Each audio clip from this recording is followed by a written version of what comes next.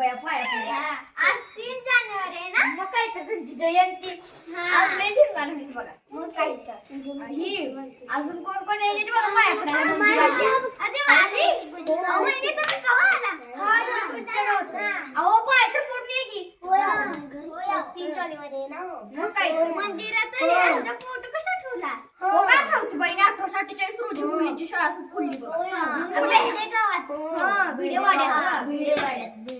आमच्या बहिणीच्या पोरीनं पण भाषण घेतलेलं. आणि आधी जत्रेत बसलं ते. हा ते आलंय की काहीतरी ते आमचे तर काय नाव.